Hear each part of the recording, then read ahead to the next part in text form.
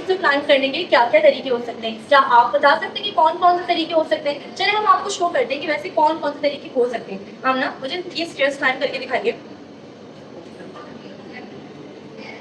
अच्छा, ये इन्होंने किस तरह से क्लाइम की है? 2 स्टेयर्स एंड 2 स्टेयर्स। ये हमारे पास एक तरीका काउंट करेंगे, एक नंबर ऑफ वे। मेरे पापा 1 स्टेप कीजिए। ये हमारा तरीका करना। अब इन्होंने क्या किया? 1 and 2 and 1, 1 1 and 2।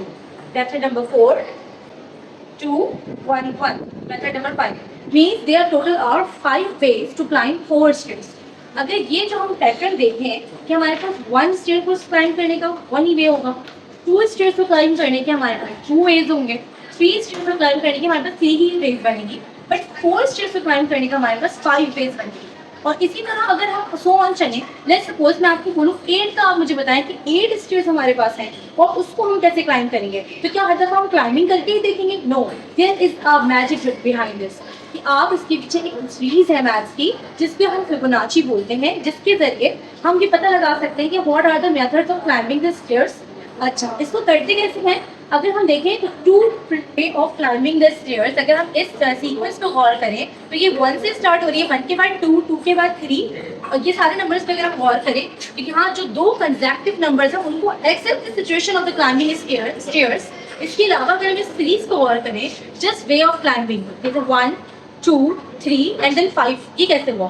तो ये अगर इसको गौर करें तो ये 2 कंसेक्टिव नंबर्स का सम है, 2 1 3, 3 and 2 5। So in this series, the every new number is the sum of the previous 2 consecutive numbers. If you can see, तो इसी तरह आप आराम से बता सकते हैं कि 8 स्टेयर्स तक जाने के लिए कितने नंबर्स ऑफ क्लाइंबिंग वे होंगे। तो आप यह आसानी से कर सकते हैं फिगर आउट। और जैसे मैंने आपको बताया, इस सीरीज का नाम है फिबोनाची।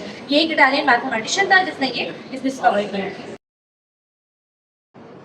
जी तो फ्रेंड्स, ये था डे 1 का एक छोटा सा रिफ्लेक्शन कि डे 1 में किस तरह से हमने एक स्टेयर्स की एक्टिविटी स्टूडेंट्स ने की और उसके बाद फिबोनाची सीक्वेंस को रिकग्नाइज किया। हम इस मेथडोलॉजी को, इस टेक्निक को अपनी पेडागोजी में कैसे कर सकते हैं? हम पैटर्न्स और अलजेब्रा पढ़ाने के लिए स्टूडेंट्स को ऐसे डिफरेंट रियल लाइफ एग्जाम्पल्स की छोटी छोटी प्री एक्टिविटीज़ डिज़ाइन करके समझा सकते हैं और इस तरह से उनके लिए लेसन इंटरेस्टिंग बना सकते हैं ताकि उसको अच्छे से ग्रास्प करें।